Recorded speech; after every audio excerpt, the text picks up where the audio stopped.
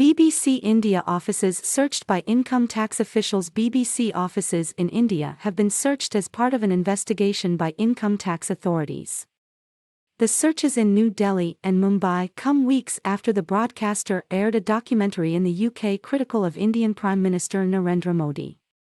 The BBC said that it was fully cooperating with authorities. "We hope to have this situation resolved as soon as possible," a short statement added. Although the documentary was broadcast on television only in the UK, India's government has attempted to block people sharing the Modi question online, calling it hostile propaganda and anti-India garbage, with a colonial mindset. Last month, police in Delhi detained students as they gathered to watch the film. The documentary focused on the Prime Minister's role in anti-Muslim violence in Gujarat in 2002, when he was Chief Minister of the state. The General Secretary of the Opposition Congress Party, K.C. Venugopal, said Tuesday's search reeks of desperation and shows that the Modi government is scared of criticism. "We condemn these intimidation tactics in the harshest terms.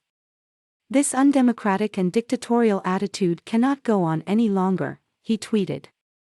But Gaurav Bhatia, a spokesman from Mr. Modi's ruling Bharatiya Janata Party, BJP, described the BBC as the most corrupt organization in the world. "India is a country which gives an opportunity to every organization," he said, "as long as you don't spew venom." He added the searches were lawful and the timing had nothing to do with the government.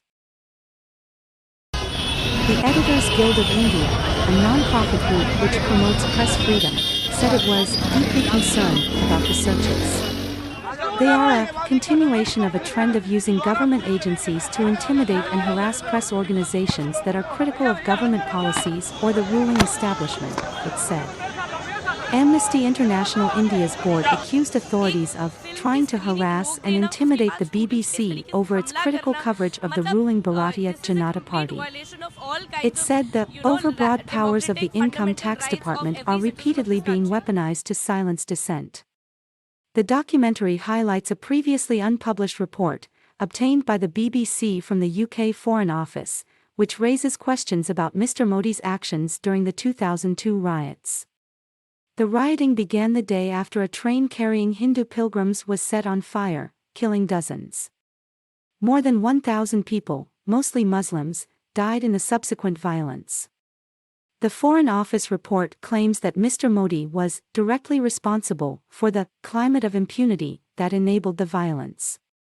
In 2005, the U.S. denied Mr. Modi a visa under a law that bars the entry of foreign officials seen to be responsible for severe violations of religious freedom.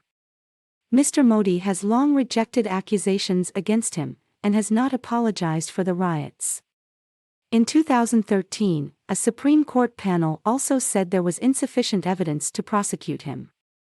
The BBC said last month that the Indian government was offered a right to reply to the documentary but it declined.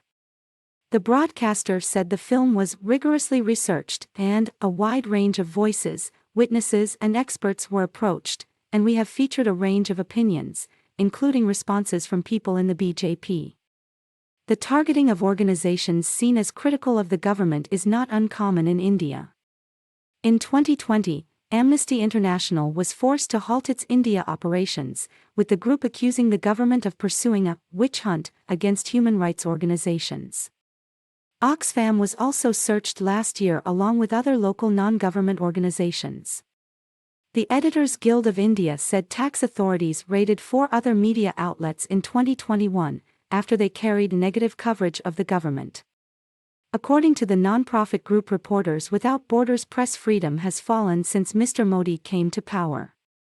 The group's World Press Freedom Index ranks India 150th of 180 countries, down 10 places since 2014.